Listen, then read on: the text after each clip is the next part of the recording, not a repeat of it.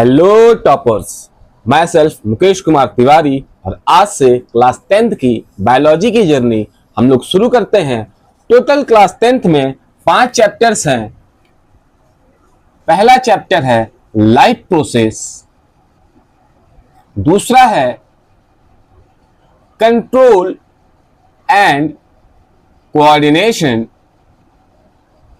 Third chapter है आपका how do organism reproduce, fourth chapter है आपका हेरिडिटी और इस बार इंट्रोड्यूस हुआ है इवोल्यूशन, या ये कह सकते हैं री इंट्रोड्यूस हुआ है जो पहले क्लास 10th की बुक में था। लास्ट चैप्टर है हमारा अवर एनवायरमेंट। अगर हम वेटेज के हिसाब से देखें तो सबसे ज्यादा साइंस में वेटेज बायोलॉजी का है, टोटल 30 मार्क। कैसे? तो लाइफ प्रोसेस आपका 12 से 14 मार्क का है, कंट्रोल एंड कोऑर्डिनेशन 4 से 6 मार्क का है, रिप्रोडक्शन चैप्टर 5 से 8 मार्क का है और हेरिडिटी 3 से 5 मार्क का है और अवर एनवायरमेंट 5 मार्क का। इस तरीके से टोटल बायोलॉजी में आपको 30 मार्क का एग्जाम आएगा एंड फिजिक्स केमिस्ट्री में 25-25। इस तरीके से टोटल आपका 80 मार्क का क्लास 10th के बोर्ड का पेपर बनता है। सबसे ज्यादा और सबसे बड़ा चैप्टर वेटेज के साथ सबसे बड़ा चैप्टर पहला चैप्टर है हमारा लाइफ प्रोसेस। तो चलिए आज से लेक्चर नंबर 1 से अपने पहले चैप्टर की शुरुआत करते हैं और डिकोड करते हैं एनसीईआरटी की हर लाइन को। तो सबसे पहले हेडिंग से ही समझते हैं लाइफ प्रोसेस। अगर मैं लाइफ को एक टर्म में समझना चाहूं, क्या लाइफ को हम लिविंग थिंग्स लिख सकते हैं? बिल्कुल लिख सकते हैं। लिविंग थिंग ऐसे प्रोसेस करे जिससे क्या हो, आप सरवाइव कर पाए, आप जिंदा रह पाए, ऐसे प्रोसेस को कहते हैं life process. The processes by which organism survive in nature is known as life process, और वो ऑर्गेनिज्म परफॉर्म करते हैं। तो पहले ये समझिए कि लिविंग थिंग्स हम किसे किसे कह सकते हैं, ऐसे कौन कौन से कैरेक्टर्स हैं जिसको देखकर, जिसको आइडेंटिफाई कर हम क्लासिफाई कर सकते हैं कि whether thing is living thing और a non living thing, biotic component और अबायोटिक कंपोनेंट। तो कौन कौन से कैरेक्टर्स हो सकते हैं? तो हमारे पास कुछ कैरेक्टरिस्टिक्स हैं, कैरेक्टरिस्टिक्स ऑफ लिविंग बींग्स। ऐसे कौन कौन से कैरेक्टर्स है? सो फर्स्ट कैरेक्टर है हमारा मूवमेंट, सेकंड कैरेक्टर हो जाएगा लोकोमोशन, थर्ड कैरेक्टर ग्रोथ, और कौन कौन से कैरेक्टर्स होते हैं सर? Respiration, nutrition, excretion. ठीक है। और कौन कौन से कैरेक्टर्स हो सकते हैं? Metabolism, sensitivity, cellular organization. अब इन कैरेक्टर्स को थोड़ा सा डिकोड करते हैं। मूवमेंट का मतलब हो गया आप अपने एक्सिस पे रहकर अपने हाथ पैर मुंह बॉडी पार्ट्स को मूव करते हो, लेकिन आप अपने एक्सिस पे हैं। एक्सिस पे रहते हुए बॉडी पार्ट्स को मूव करना कहलाता है मूवमेंट। लेकिन अगर आप अपने बॉडी पार्ट को मूव कर रहे हो और अपने लोकेशन को शिफ्ट कर रहे हो, एक जगह से दूसरी जगह जा रहे हो, तो इस तरीके के मोशन को हम लोकोमोशन बोलते हैं। लोकोमोशन का एग्जांपल समझे, अगर मैं आज दिल्ली में हूं, कल मैं कलकत्ता चला जाऊं तो मेरा लोकोमोशन हुआ है। लेकिन अगर मैं घर बैठे बैठे अपने बेड पर पड़े पड़े अपना बॉडी पार्ट मूव कर रहा हूं, फोन चला रहा हूं, तो मैं अपने हाथ का मूवमेंट कर रहा हूं, मूव कर रहा हूं, ये मूवमेंट हो गया। ठीक है। ग्रोथ, हम पहले बचपन में बहुत छोटे थे, अब धीरे धीरे बड़े हो रहे हैं, वो ग्रोथ हो गई, चीजें बढ़ रही है, जो चीज बढ़ेगी वो ग्रोथ कर रही है। रेस्पिरेशन, हम सांस लेते हैं, मजा आता है सर, ऐसा कुछ नहीं है।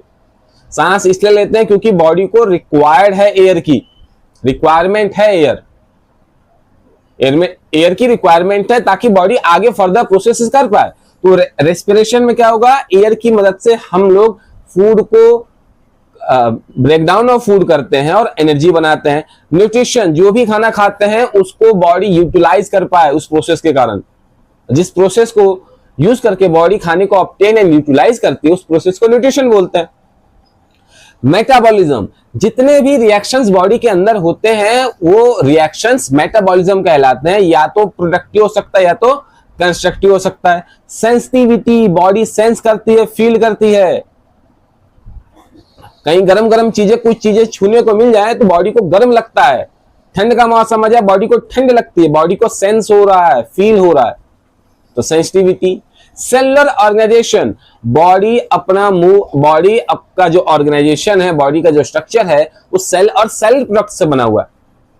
ये कैरेक्टर्स लिविंग बीइंग के हैं। लेकिन अगर मैं कहूं ऐसे कौन कौन से कैरेक्टर जो कंफर्मेटरी कैरेक्टर्स है लिविंग बीइंग के, मतलब अगर वो है वो लिविंग बीइंग है, अगर वो कैरेक्टर नहीं है तो क्वेश्चन मार्क बन सकता है कि हो भी सकते हैं, नहीं भी हो सकते। एग्जांपल, अगर मूवमेंट की बात करें, बॉडी पार्ट्स मूव कर रहे हैं तो मूवमेंट कहलाता है। क्या नॉन लिविंग थिंग मूवमेंट नहीं करते हैं? बिल्कुल करते हैं। आपके घर का जो फैन है अपने एक्सिस पे रहते हुए गोल गोल घूम रहा है, एक्सिस पे मूव कर रहा है ना, तो मूवमेंट कर दिया। अब फैन एक नॉन लिविंग है कि लिविंग है? नॉन लिविंग है, तो लिविंग भी मूव कर रही है, मूवमेंट कर रहा है, नॉन लिविंग भी कर रहा है।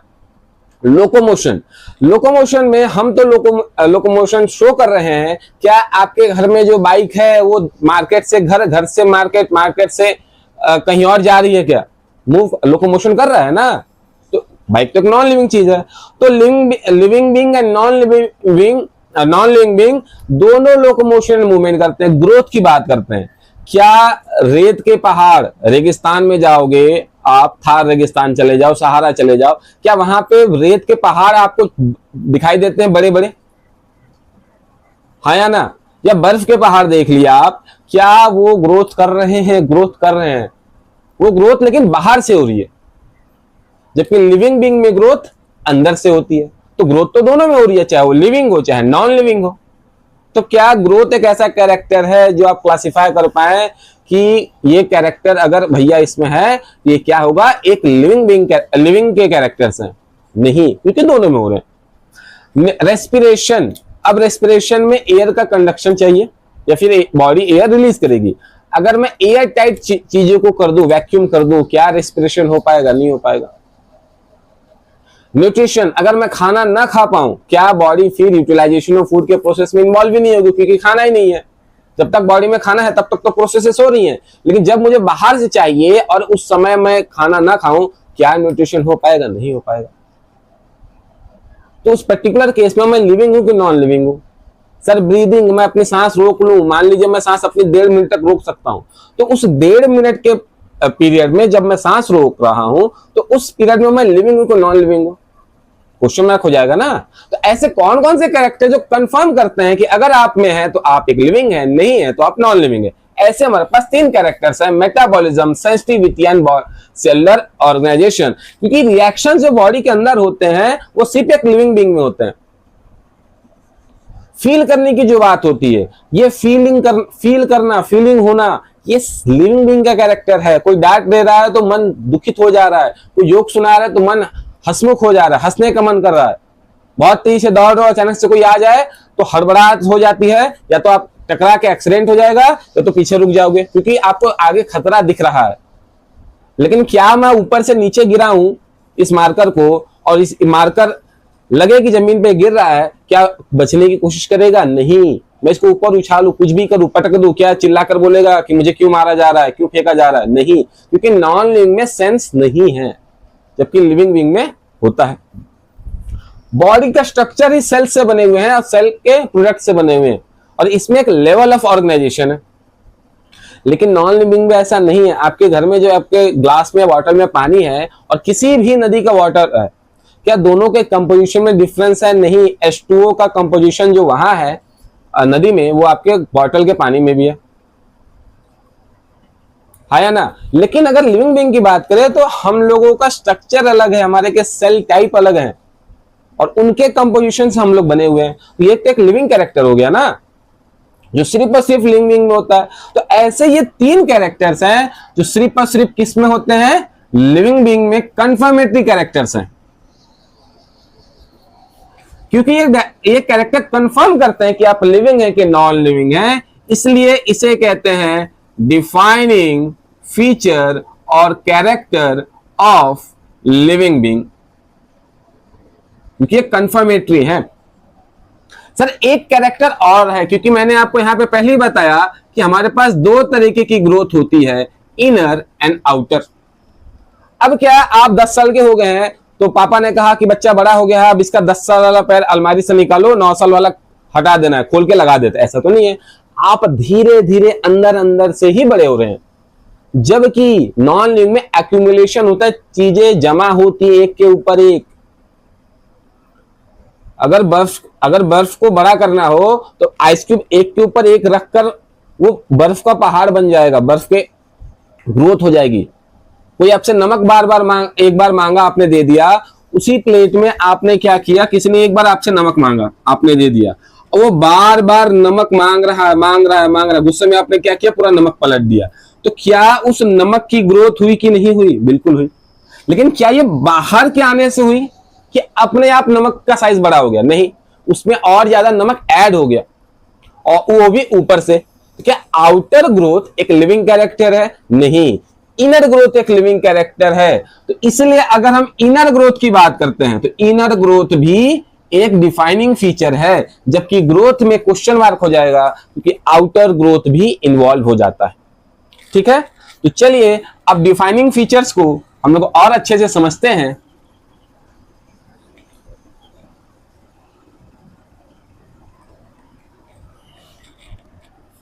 पहला क्या है हमारा, metabolism. Sir what is metabolism? The reactions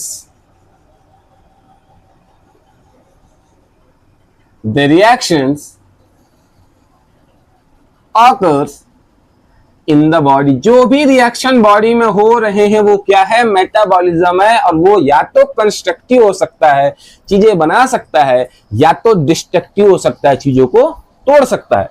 अब यहां पर इस बेसिस पे हमारे पास मेटाबॉलिज्म 2 टाइप के हो गए। कितना टाइप के? 2 टाइप के। पहला क्या हो गया, एनाबॉलिज्म, और दूसरा क्या हो गया, कैटाबॉलिज्म। पहला एना, दूसरा कैटा, काटा। तो यहां पे चीजें कट रही हैं, ब्रेक डाउन हो रहा है, और एग्जैक्ट इसका उल्टा एना में चीजें ऐड हो रही हैं, काटा में, कैटाबॉलिज्म में काट रहे हो, ब्रेक डाउन कर रहे हो, तोड़ रहे हो। तो यहां पे पहले समझते हैं, यहां पे क्या हो जाएगा, ब्रेक डाउन ऑफ। अब छोटी चीजों को तोड़ोगे कि बड़ी चीजों को तोड़ोगे? बड़ी चीजों को तोड़ा जाता है। तो वही बात यहां पे, break down of larger molecule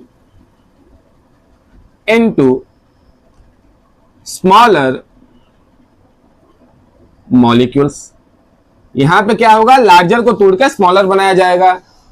अब एग्जैक्ट इसका अपोजिट समझो, यहां पे ऐड हो रही है, तो यहां पे ब्रेकडाउन हो रहा था, यहां पे क्या होगा, कॉम्बिनेशन ऑफ स्मॉलर मॉलिक्यूल्स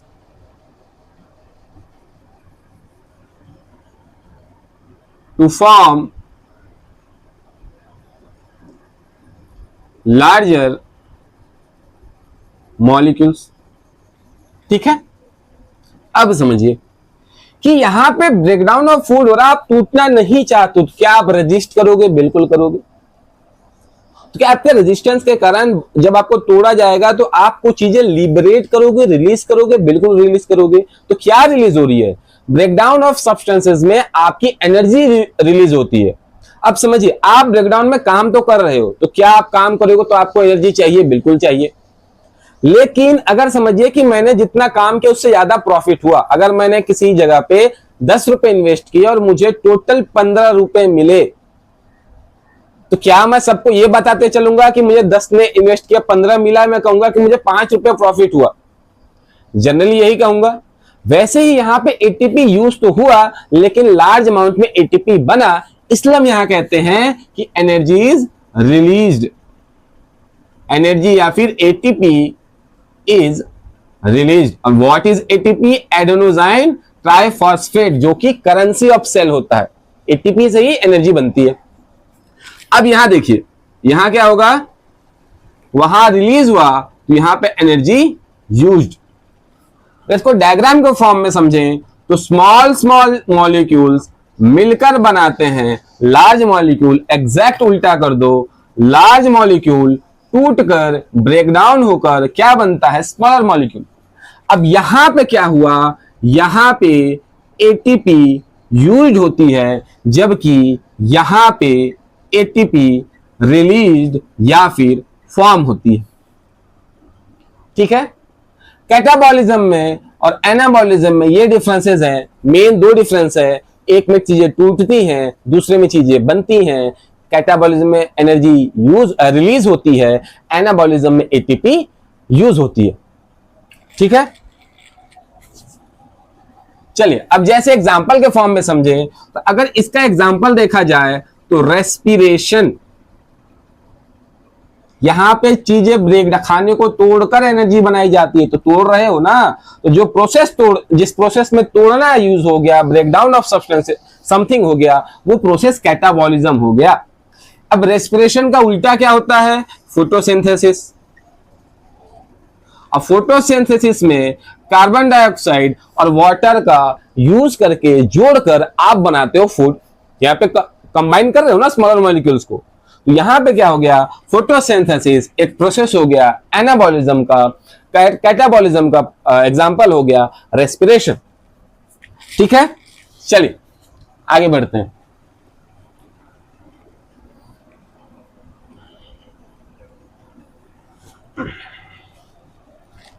हमारा सेकंड टॉपिक है sensitivity.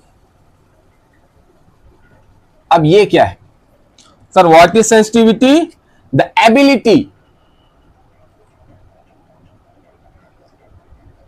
Ability of an organism to sense its surrounding.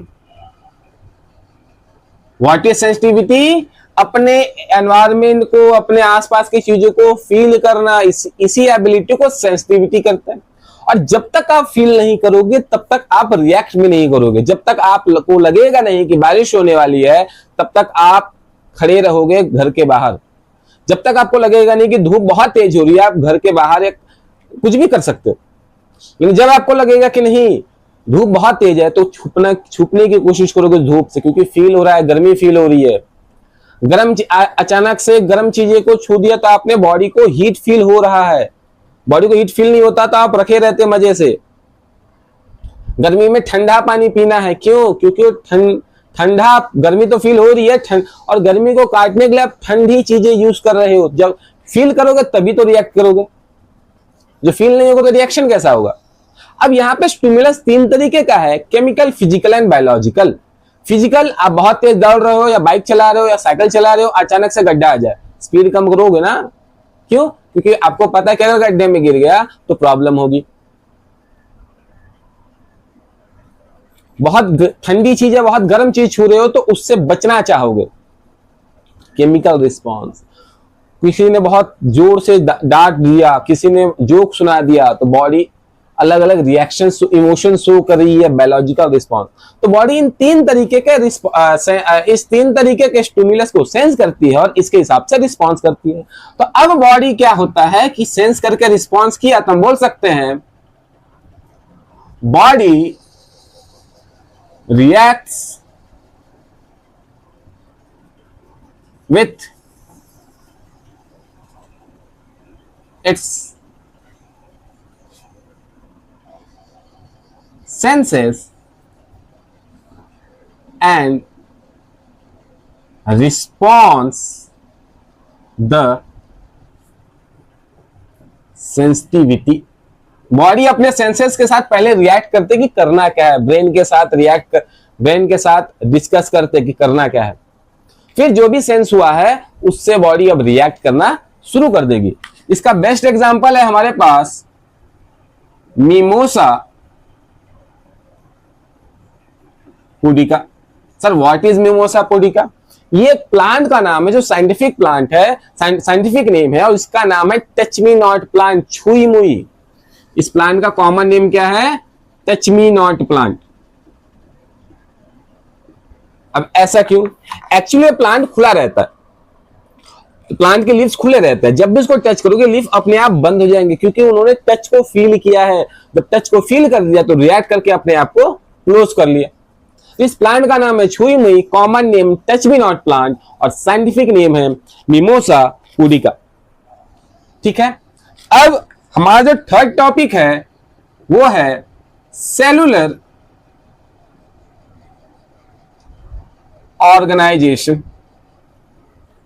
ठीक है, अब सेलुलर ऑर्गेनाइजेशन क्या है? द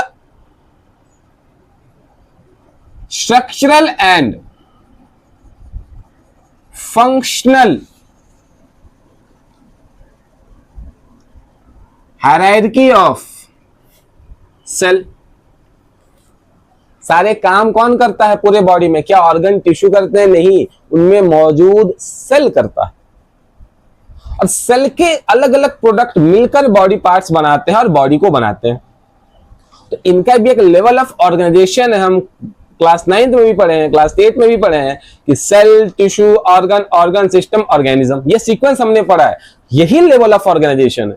फिर हमारे पास अलग अलग टाइप्स के सेल हैं, या तो यूनिसेलुलर, मल्टीसेलुलर, प्रोकैरियोटिक, यूकैरियोटिक, ये मिलकर काम कर रहे हैं ना, बॉडी डेवलप कर रही है, अलग अलग लेवल ऑफ और टाइप ऑफ सेल बना रहे हैं, है ना। तो अगर इसी बात को समझा जाए तो कितने ऑर्गेनाइजेशन होते हैं बॉडी के अंदर? तो बॉडी के अंदर कुछ अपने ऑर्गेनाइजेशन हैं, जैसे सेल ऑर्गेनेल्स, बॉडी के अंदर या एक दूसरे के साथ ऑर्गेनाइज होकर काम करती है।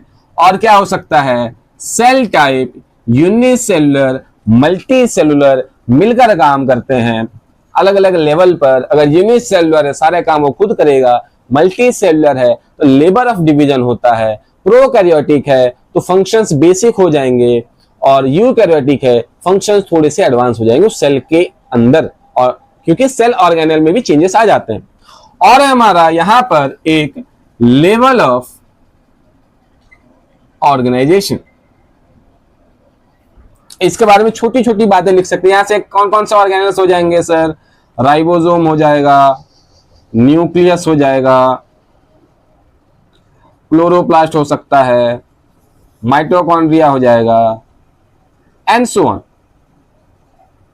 अगर इसकी बात करें तो यहां पे हमारे साथ हो जाएंगे यूनिसेलुलर, मल्टीसेलुलर, प्रोकैरियोटिक, यूकैरियोटिक। यहां पर अगर हम कहें सेल, सेल से बनता है टिश्यू, टिश्यू से बनता है ऑर्गन, ऑर्गन से बनता है ऑर्गन सिस्टम, और ऑर्गन सिस्टम से बनता है ऑर्गेनिज्म, है ना।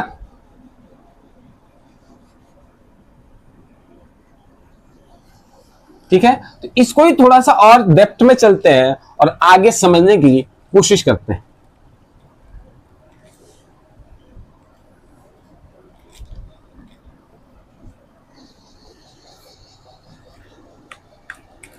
टॉपिक क्या था हमारा? सेलुलर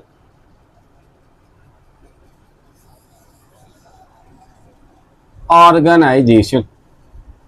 अब समझिए, अगर मैं कहूं कि मेरे बॉडी के अंदर सिर्फ और सिर्फ सेल है, और इस लेयर को मैं एनवायरमेंट कहता हूं। मतलब ये बॉर्डर है, इस बॉर्डर के आगे एनवायरमेंट है, इस बॉर्डर के अंदर सेल्स है। अगर मेरे केस में समझा जाए, स्किन मेरी, स्किन के बाहर एनवायरमेंट, तो स्किन के अंदर मेरी बॉडी पार्ट्स। ठीक है, अब डिफ्यूजन क्या होता है? डिफ्यूजन का मतलब होता है किसी भी फ्लूइड का मतलब हो गया एयर और लिक्विड का movement from higher concentration to lower concentration. ठीक है, अब हमारे पास एक सिंगल सेल है और हमारे पास सेल प्रोडक्ट्स भी होते हैं, तो सेल प्रोडक्ट्स में क्या हो जाएगा, cell group of cells forms tissue, group of tissues forms organ, group of organs forms organ system and group of organ system forms organism. ये हायर लेवल की बात है। क्या इनके अलग अलग लेवल ऑफ ऑर्गेनाइजेशन में सेल के ऑर्गेनिज्म है? बिल्कुल है। सेल अपने आप में एक ऑर्गेनिज्म है, यूनिसेलुलर, टिश्यू लेवल पे है, ऑर्गन लेवल पे है, ऑर्गन सिस्टम लेवल पे है, और हम लोग सुपर हायर ऑर्गेनिज्म है ही।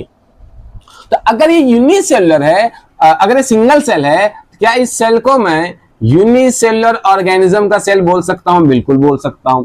क्या इस सेल के कंस्ट्रक्शन लेवल ऑफ ऑर्गेनाइजेशन में बना हुआ है, तो क्या मैं इसे यूनिसेलुलर कह सकता हूं? बिल्कुल कह सकता हूं। अब काम कौन करता है पूरे बॉडी में? सेल करता है। अब काम करने के लिए उसको चीजें भी मिलनी चाहिए, तभी आप काम कर पाओगे।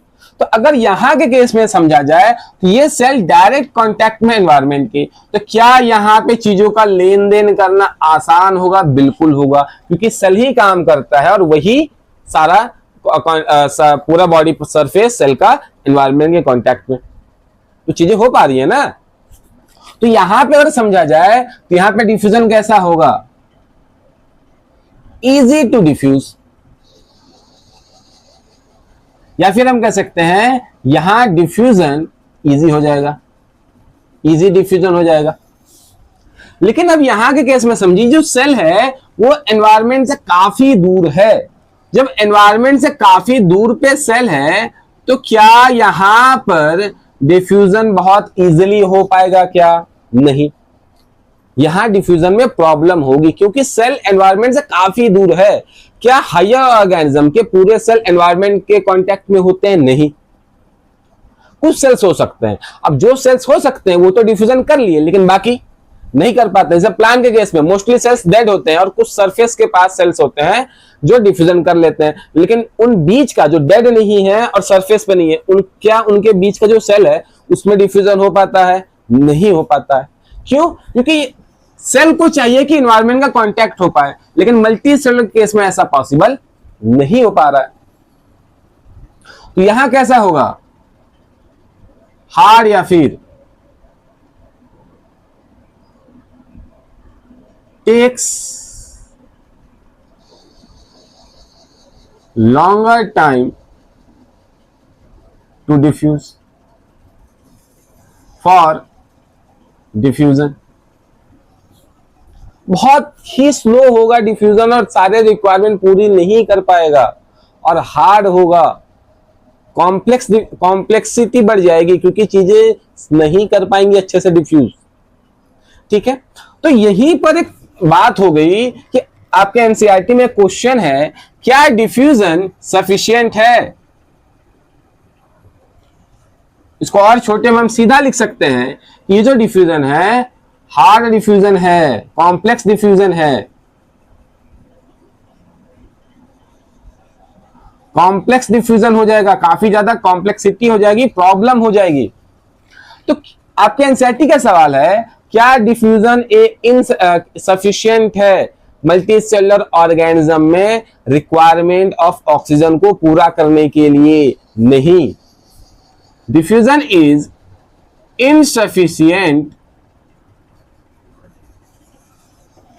in multicellular organism because, क्यों सर ऐसा क्यों नहीं हो पाता? यहां पे ऑक्सीजन टर्म दिया हुआ है आपके एनटेक्स में, उसको हम सॉल्व कर रहे हैं। Because cell may be not in direct contact with environment in multicellular organism, क्योंकि डायरेक्ट कांटेक्ट में शायद नहीं है, सारे के सारे नहीं, कुछ है जो है वो तो कर लेते हैं, जो नहीं है उनका क्या, नहीं पॉसिबल है। इस क्यों नहीं पॉसिबल है? क्योंकि डायरेक्ट कांटेक्ट नहीं है एनवायरमेंट का। लेकिन अगर यूनिसेलुलर की बात करें तो हम बोल सकते हैं कि diffusion is sufficient in multicellular, sorry, unicellular organism because entire body surface is in contact with environment। क्यों? पूरा का पूरा बॉडी एनवायरनमेंट के कांटेक्ट में, डिफ्यूजन करना इजी हो जाता है। आपकी एनसीईआरटी के सेकंड पेज की बातें ये, आई बिलीव फर्स्ट पैराग्राफ की बातें। क्यों नहीं है? यही कारण है। क्यों? क्योंकि मल्टी सेलर में सेल डायरेक्ट कांटेक्ट में एनवायरनमेंट को हो, ये पॉसिबिलिटी हर सेल की नहीं है, कुछ सेल्स की। कुछ सेल से तो पूरे बॉडी का डिमांड पूरा नहीं हो पाएगा, यही बात यहां पे। लेकिन यूनिसेलुलर में पूरा का पूरा बॉडी ही एनवायरमेंट कांटेक्ट में है, तो डिफ्यूजन करना आसान है। ठीक है, चलिए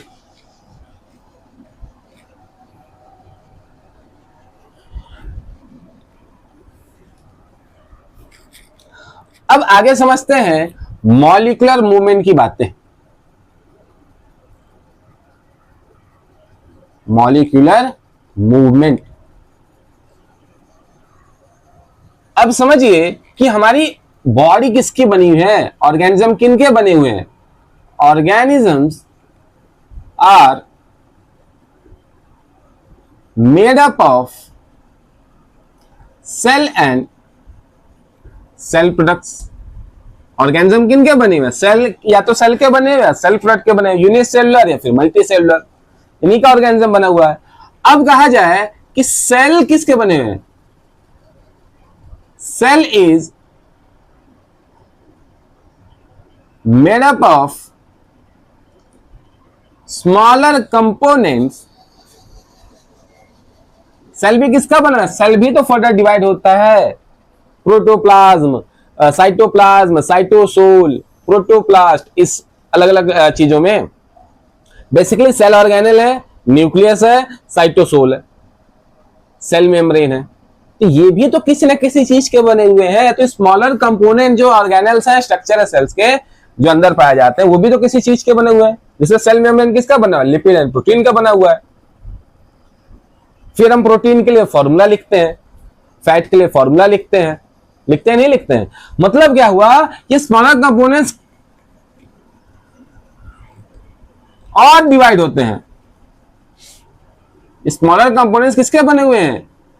स्मॉलर कंपोनेंट्स बने हुए हैं एटम्स के और मॉलिक्यूल्स के। तभी तो फॉर्मूला लिख लेते हैं हम लोग प्रोटीन लिपिड का।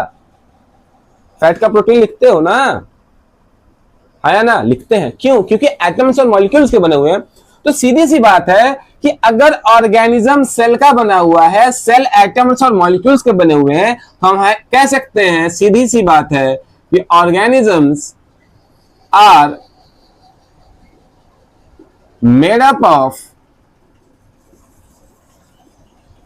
Atomic and molecular organisation.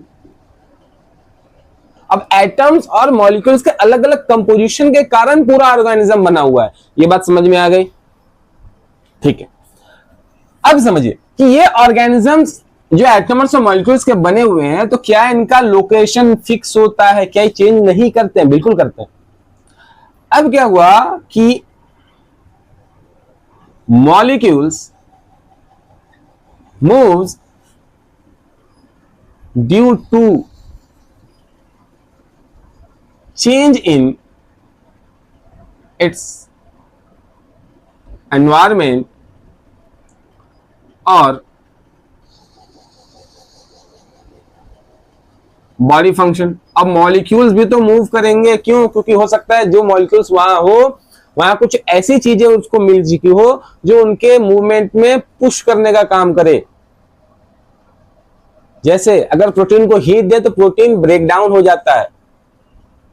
तो जिस जिस जगह पे मॉलिक्यूल्स और एटम्स बने हुए वहां पे कुछ चेंजेस हो सकते हैं एनवायरमेंट में, तो अब वहां पे मॉलिक्यूल चेंज हो रहे हैं। अब यहां पे फायदा क्या है मॉलिक्यूल्स के मूव करने के? मॉलिक्यूलर मूवमेंट से फायदा क्या हो? यही आपका मॉलिक्यूलर मूवमेंट है। Molecules move due to change in its environment और body function in an organism is known as molecular movement. अब क्यों मॉलिक्यूल्स मूव करते हैं? मॉलिक्यूलर मूवमेंट, चलिए लिख ही देते हैं। The molecules move due to change in its environment and body function in an organism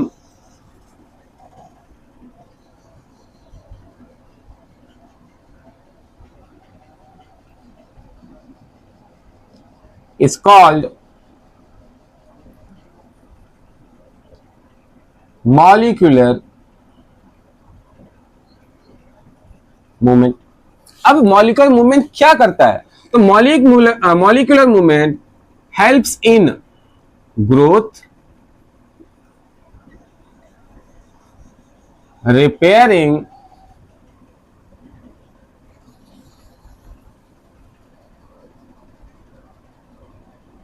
maintaining structure of organism. Body move molecular movement क्यों होता है? ताकि बॉडी का ग्रोथ हो पाए, जो चीजें टूटी फूटी है उसको रिपेयर कर पाए, बॉडी का डेवलपमेंट हो पाए, इसलिए मॉलिक्यूलर का मूवमेंट होना जरूरी है। ठीक है, चलिए आगे बढ़ते हैं। अब हमारा जो एक्चुअल टॉपिक है, जो हमारा चैप्टर का नाम क्या है? Life process. तो अब उसकी शुरुआत करते हैं। Sir what is life process? What is life process? The basic and essential processes performed by an organism to sustain and maintain its life. वही बात है, लाइफ का मतलब लिविंग थिंग, और लिविंग थिंग जो प्रोसेस करे जिससे आप जिंदा रह पाए, वो प्रोसेसेस क्या है? लाइफ प्रोसेस है। तो ऐसे कौन कौन से प्रोसेस है जो आपको जिंदा रखने में मदद करते हैं? तो हमारे पास ऐसे 4 प्रोसेसेस हैं।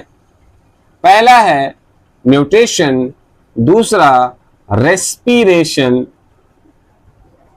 तीसरा ट्रांसपोर्टेशन, चौथा एक्सक्रीशन। हमारे पास 4 प्रोसेस हैं। अब इनके मतलब क्या? What is nutrition?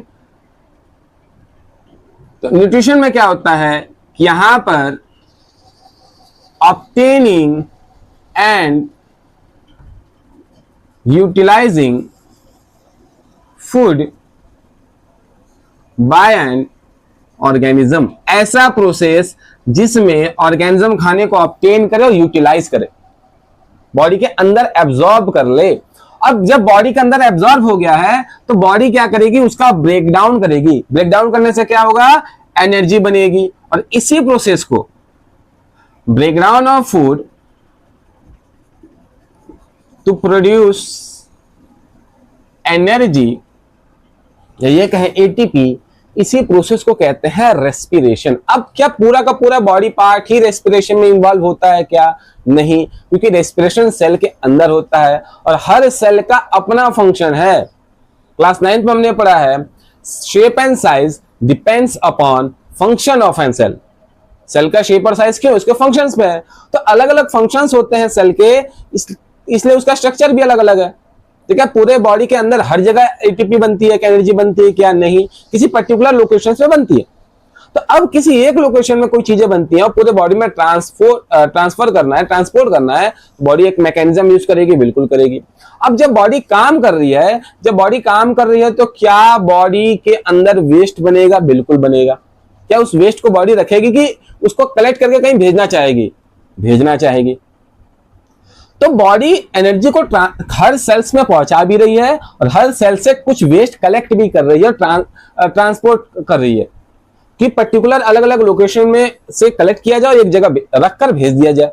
तो इसी प्रोसेस को ट्रांसपोर्टेशन बोलते हैं। तो एक सिंपल वे में लिखा जाए तो हम लिख सकते हैं transport of substances inside the body is known as transportation, क्योंकि यहां पे यूजफुल और नॉन यूजफुल, वेस्ट, हार्मफुल चीजें हो सकती है। अब एक्सक्रीशन क्या है? The process of removal of metabolic waste. अब मेटाबॉलिक वेस्ट का मतलब क्या हुआ? सेल के रिएक्शंस के कारण जो वेस्ट बना, बॉडी के अंदर रिएक्शंस के कारण जो वेस्ट बने, वो सारे मेटाबॉलिक वेस्ट हैं। अब यहाँ और इसी प्रोसेस के इसी वेस्ट को रिमूव करना कहलाता है एक्सक्रीशन। अब यहां पे समझिए टर्म कंफ्यूज करता है हमें एक्सक्रीशन और इजेशन में। अब इजेशन का मतलब हुआ removal of solid food, solid waste. जो फूड डाइजेस्ट नहीं कर पाता है body, as a solid waste बन जाता है, उसको रिमूव करता है, उसे इजेशन कहते हैं। जबकि एक्सक्रीशन क्या करता है? मेटाबॉलिक वेस्ट को रिमूव करता है। ठीक है। अगर एक कनेक्शन देखने की कोशिश करें चारों में, तो सबका कनेक्शन डायरेक्टली और इनडायरेक्टली एक ही चीज से है, क्या? फूड से। अगर फूड होगा तो बॉडी न्यूट्रिशन में इन्वॉल्व होगी। अगर न्यूट्रिशन होगा तो बॉडी उसका यूटिलाइज करने के बाद ब्रेकडाउन ऑफ फूड करेगी। अब बॉडी जब रेस्पिरेशन कर रही है, एनर्जी बना रही है, सप्लाई करेगी एनर्जी को, और उसी सप्लाई के साथ साथ सेल्स काम करेंगे, और सेल्स काम करेंगे तो वेस्ट बनाएंगे। उन दोनों चीजों को ट्रांसपोर्ट करना जरूरी है, बॉडी ट्रांसपोर्टेशन करेगी। अब जब बॉडी ट्रांसपोर्ट कर रही है तो कलेक्शन ऑफ वेस्ट तो होगा, मेटाबॉलिक वेस्ट, बॉडी उसको रिमूव भी तो करेगी, तो एक्सक्रीशन हो जाएगा। तो अगर फूड नहीं हुआ तो क्या प्रोसेसेस अच्छे से हो पाएंगे? नहीं हो पाएंगे, रुक जाएंगे। तो क्या फूड इंपॉर्टेंट है? बिल्कुल इंपॉर्टेंट है, खाना बहुत जरूरी है। तो बॉडी के अंदर ही प्रोसेसेस होते हैं और कुछ ऐसे भी चीजें जो बॉडी को बाहर से चाहिए, जो कि लाइफ प्रोसेस में इन्वॉल्व हैं। कौन कौन सी चीजें? देखो यहाँ पे रेस्पिरेशन में एयर की बातें आ जाती हैं। ट्रांसपोर्टेशन में वाटर चाहिए, क्योंकि बॉडी इजिली वाटर से ट्रांसपोर्ट कर पाती है। हम कह सकते हैं कि food, air and water are the external source required for life process. कह सकते हैं ना? बिल्कुल कह सकते हैं। इसको दोबारा से शॉर्ट में देखते हैं। ऐसे प्रोसेस जो हमें जिंदा रखने में मदद कर दे, ऐसे प्रोसेस को कहते हैं लाइफ प्रोसेस। कौन कौन से प्रोसेस होंगे? Nutrition, excretion, respiration, transportation. Nutrition में क्या होगा? खाने को आप बनाएंगे क्या, किसी और से लेंगे और उसका यूटिलाइज करेंगे, बॉडी के अंदर एब्जॉर्ब करेंगे फूड को। ठीक है, एब्जॉर्ब करके एसिमिलेशन जाएगा, यूटिलाइजेशन जाएगा। अब उस यूटिलाइज्ड फूड का बॉडी ब्रेकडाउन करेगी, एक प्रोसेस है रेस्पिरेशन से, और वहां से एनर्जी बनाएगी। अब एनर्जी बनाने के बाद पूरे बॉडी में ट्रांसपोर्ट करना होगा और कलेक्ट करना होगा जो भी वेस्ट बना हुआ है। अब उसी मेटाबॉलिक वेस्ट को बॉडी रिमूव करती है, उस प्रोसेस को एक्सक्रीशन कहते हैं, जिसमें फूड, एयर और वाटर हम लोग बाहर से लेते हैं, क्योंकि बॉडी अंदर नहीं बनाती, हमें बाहर से ही चाहिए। तो लाइफ प्रोसेस के लिए ये तीन चीजें बाहर से हमें चाहिए। ये चार प्रोसेस हैं जो हमें सरवाइव करने में मदद करते हैं और जिंदा रखते हैं। सर, रिप्रोडक्शन लाइफ प्रोसेस में हो सकता है क्या? नहीं। रिप्रोडक्शन एक प्रोसेस है जिससे हम अपनी कंटिन्यूटी, स्पीसीज की कंटिन्यूटी को संख्या बढ़ा सकते हैं। क्या जो ऑर्गेनिज्म रिप्रोड्यूस नहीं कर सकता है, क्या वो लिविंग बीइंग नहीं है? बिल्कुल है। तो reproduction is a character of living thing. ठीक है, लेकिन क्या वो एसेंशियल कैरेक्टर्स है? नहीं। हो भी सकता और नहीं भी हो सकता। जो ऑर्गेनिज्म फादर मदर के रेस में नहीं है, फादर मदर नहीं बन पाते हैं, तो क्या वो लिविंग नहीं है? बिल्कुल है। तो मतलब reproduction is living process, living characters हैं। रिप्रोडक्शन होना चाहिए, जो नहीं होता है फिर भी आप जिंदा रहोगे। ठीक है, तो ये 4 ही प्रोसेस है, ठीक है, जिसको एक ऑर्गेनिज्म फॉलो करता है ताकि वो जिंदा रह पाए। ठीक है, अब हम लोग न्यूट्रिशन पे आते हैं।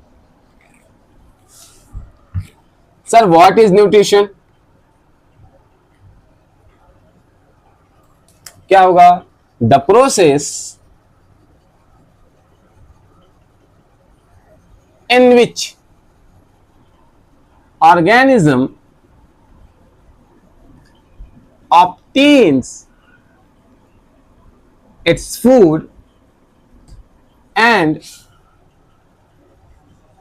utilized it। इसी प्रोसेस को क्या कहते हैं? न्यूट्रिशन कहते हैं। अब हमेशा हम सर फूड की बातें करते हैं तो हम खाते क्या है?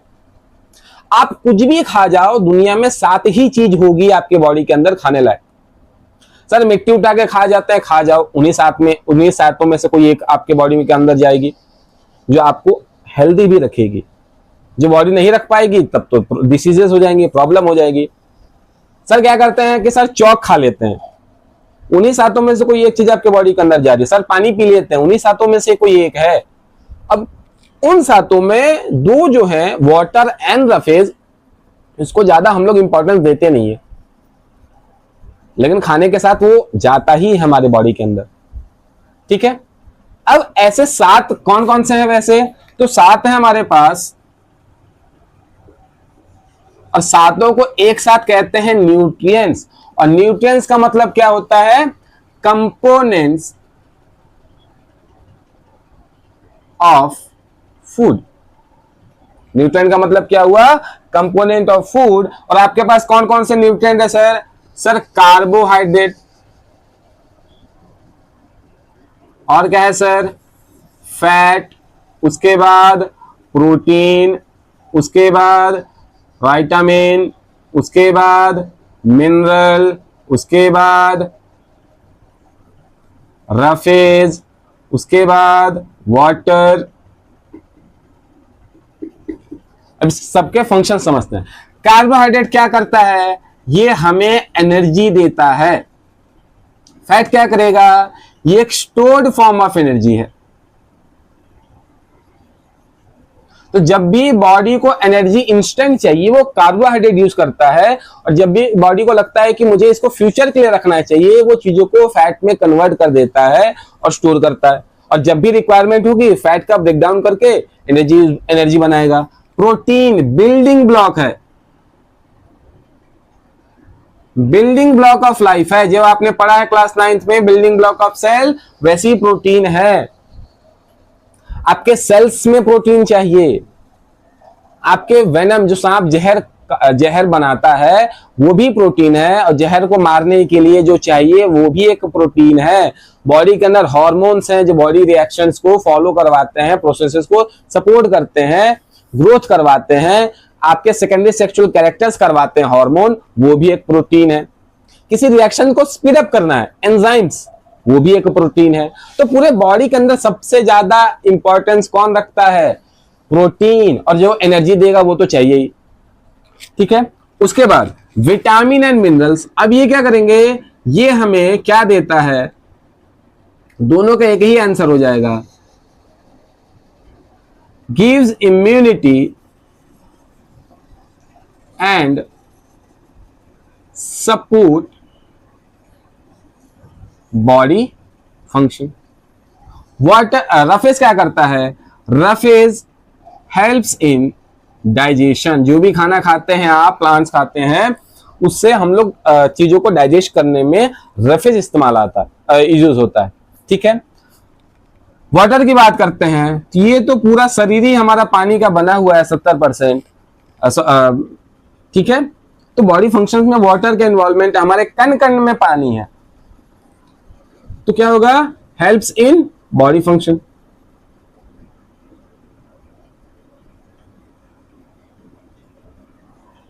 ठीक है, अब इन सातों को हम न्यूट्रिएंट कहते हैं। और इसमें से हमने इस रफेज और वाटर को छोड़कर बाकी सबके लिए कैटेगरी बना दी। कौन कौन सी कैटेगरी बना दी? तो न्यूट्रिएंट को हमने बांट दिया मैक्रो न्यूट्रिएंट में और माइक्रो न्यूट्रिएंट में। अब मैक्रो कैसे, माइक्रो कैसे? मैक्रो का मतलब होता है लार्ज और माइक्रो का मतलब होता है स्मॉल। तो जो न्यूट्रिएंट हमें लार्ज अमाउंट में चाहिए उसे क्या कहते हैं? Macro nutrient. जो न्यूट्रिएंट हमें स्मॉल अमाउंट में चाहिए उसे क्या कहेंगे? Micro nutrient. तो कौन कौन सी चीजें हमें लार्ज अमाउंट में चाहिए? फैट, कार्बोहाइड्रेट, और क्या चाहिए? प्रोटीन। माइक्रो में क्या हो जाएगा सर? विटामिन, और क्या हो जाएगा? मिनरल्स। ठीक है। अब न्यूट्रिएंट के टाइप हो जाते हैं। न्यूट्रिएंट के हम न्यूट्रिएंट को डिवाइड कर देते हैं ऑन द बेसिस ऑफ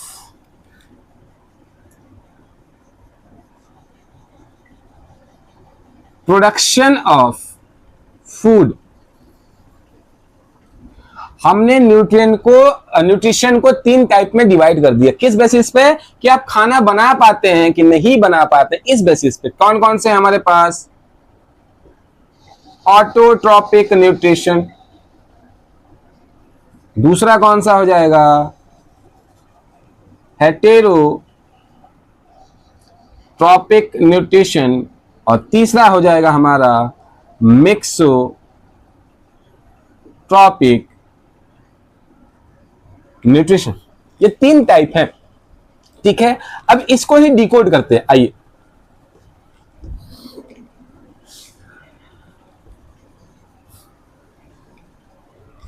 तो कौन कौन से टाइप थे सर? Autotrophic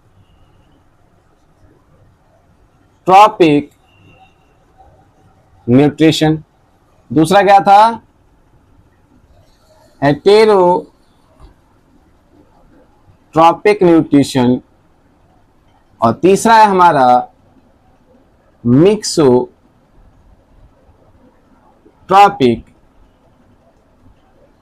nutrition. ठीक है। अब ऑटोट्रॉपिक, ऑटो का मतलब होता है सेल्फ। ऑटो का मतलब क्या होता है? सेल्फ। हेट्रो का मतलब होता है डिफरेंट।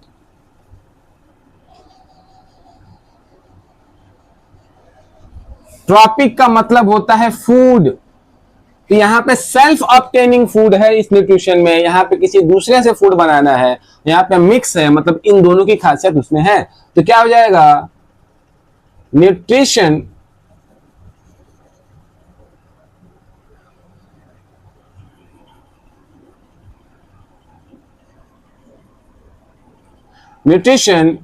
in which organism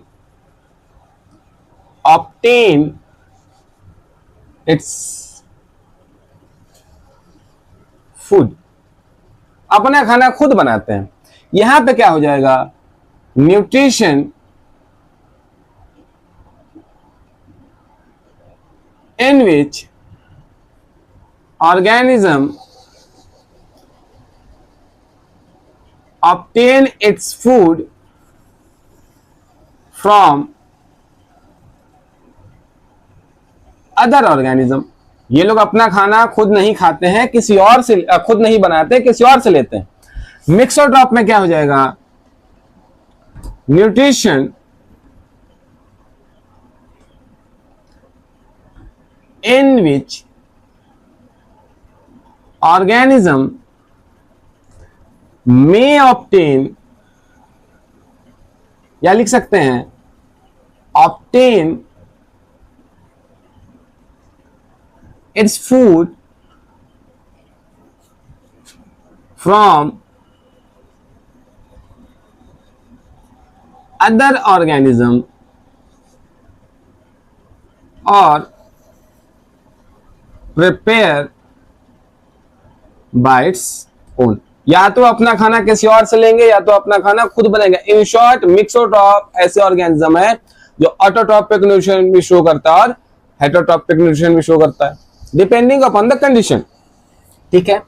अब ऐसे ऑर्गेनिजम्स को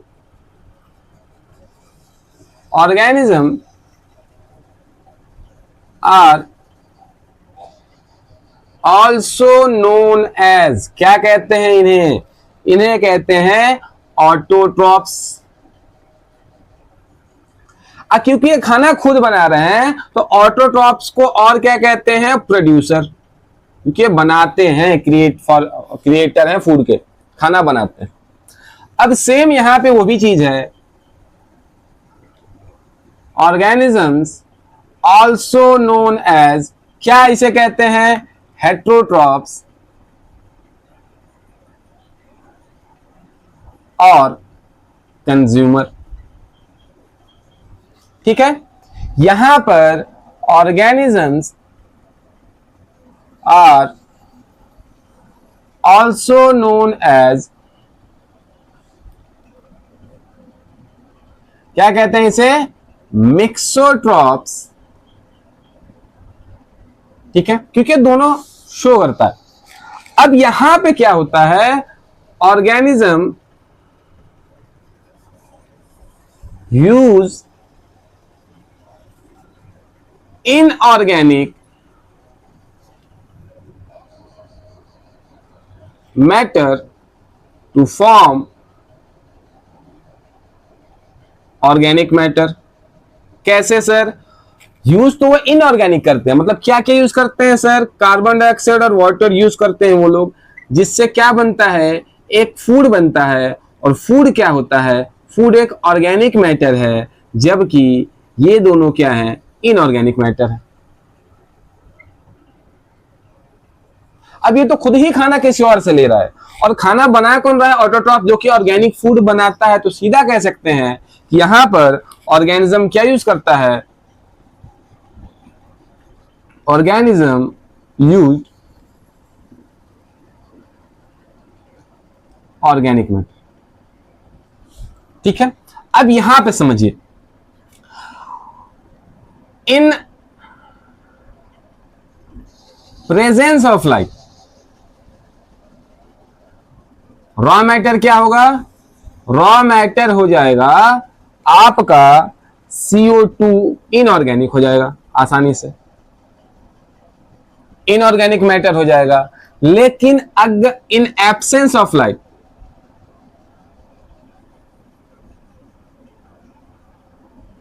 रॉ मैटर क्या हो जाएगा? ऑर्गेनिक मैटर हो जाएगा।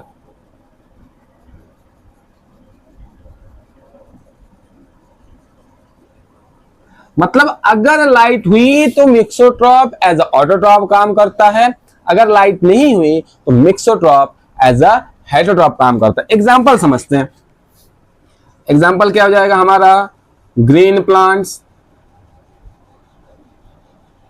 साइनोबैक्टीरिया, ठीक है, और क्या हो जाएगा? Purple sulphur bacteria. हेटरोट्रॉप्स में आपका एग्जांपल हो जाएगा humans, fungi, bacteria, birds, etc। यहां पे एग्जांपल आ जाएगा यूग्लिना। अब यूग्लिना कहां आएगा? यूग्लिना आपके चैप्टर 3 में रिप्रोडक्शन में दोबारा से यूज होगा। ठीक है, अब समझिए, साइनोबैक्टीरिया है तो बैक्टीरिया, इस बैक्टीरिया का दूसरा नाम है ब्लू ग्रीन अलगी। इस बैक्टीरिया का दूसरा नाम क्या है? Blue green अलगी। अब क्यों है? अब जो साइनो शब्द है वो आया है फाइकोसाइनिन से। ठीक है, अभी जो फाइकोसाइनिन है ये कलर देता है ब्लू कलर। कौन सा देता है? ब्लू कलर, क्योंकि इसमें फाइकोसाइनिन पिगमेंट होती है जो ब्लू कलर देता है। अब ग्रीन का मतलब क्या हुआ? यहां पे green pigment, chlorophyll pigment present होती है। इसी कारण साइनोबैक्टीरिया का दूसरा नाम क्या है? Blue green अलगी। ठीक है, अब यूग्लिना, यूग्लिना के पास क्या है? क्लोरोफिल ए है, जो एक pigment, green pigment, chlorophyll pigment है, जो कि फोटोसिंथेसिस करवा सकता है लाइट के प्रेजेंस में। ठीक है, ये समझ में आ गया? तो चलिए अब थोड़ा सा और आगे बढ़ते हैं, ऑटोट्रॉपिक न्यूट्रिशन को और डेप्थ में समझने की कोशिश करते हैं।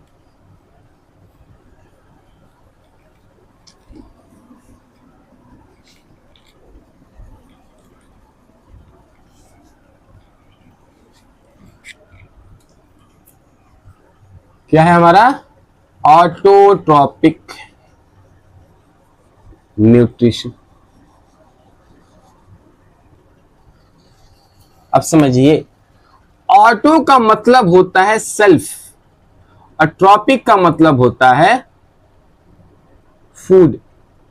तो सेल्फ फॉर्मिंग फूड, ऐसा ऑर्गेनिज्म अपना खाना खुद बनाए, उसे कहते हैं ऑटोट्रॉप्स। यहां पे क्या होता है कि autotrophs make their own food. ठीक है, दे यूजेस, पहला, they are the producer of living world. क्योंकि खाना जो बना रहा है वही सबका दाता है, तो पूरे वर्ल्ड को जो खाना दे वो हमारा वर्ल्ड का प्रोड्यूसर हो गया, जो कि एक ऑटोट्रॉप है। ठीक है, अब यहां पे आप क्या यूज करते हैं? दे यूजेस लाइट और chemical as raw matter for food production. उनको अपना खाना बनाना है तो क्या यूज करते हैं? या तो लाइट या तो केमिकल। और इसी बेसिस पे हमारे पास ऑटोट्रॉप के दो टाइप आ गए। कौन कौन से आ गए हमारे पास? Photo autotrophic nutrition. दूसरा क्या हो गया? Chemo autotrophic nutrition. अब फोटो का यहां पे मतलब हो गया फोटोन या फिर लाइट, और कीमो का यहां पे मतलब हो गया केमिकल्स। तो हम लिख सकते हैं पहला,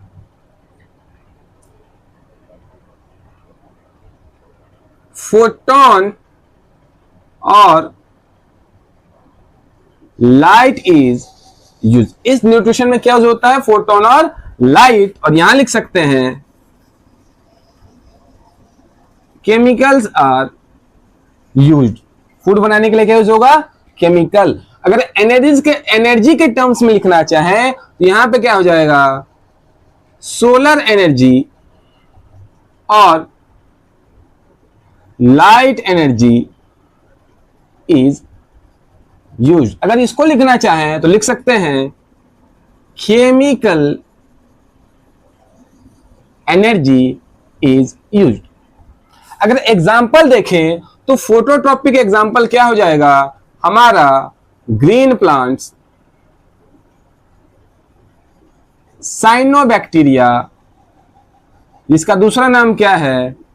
ब्लू ग्रीन अलगी। और अभी हमने पढ़ा था यूग्लिना के बारे में। लाइट के प्रेजेंस में तो ये ऑटोट्रॉप्स है। एग्जाम्पल यहां पे क्या हो जाएगा? Purple sulphur bacteria. और क्या हो जाएगा? मिथेनोजेनिक बैक्टीरिया और नाइट्रीफाइंग बैक्टीरिया। अब मिथेनोजेनिक बैक्टीरिया मतलब वो बैक्टीरिया जो मिथेन प्रोड्यूस करते हैं। नाइट्रीफाइंग बैक्टीरिया वो बैक्टीरिया जो नाइट्रोजन के फिक्सेशन में नाइट्रोजन से रिलेटेड बैक्टीरिया है। ठीक है, अब नेक्स्ट क्लास में हम लोग ऑटोट्रॉपिक न्यूट्रिशन इन प्लांट को समझेंगे, जिसमें कौन कौन से स्टेप्स होते हैं, कौन कौन से रॉ मैटर्स होते हैं, कौन कौन सी चीजों का इन्वॉल्वमेंट होता है प्लांट में फूड प्रोडक्शन के लिए, उसको हम लोग नेक्स्ट क्लास में समझेंगे।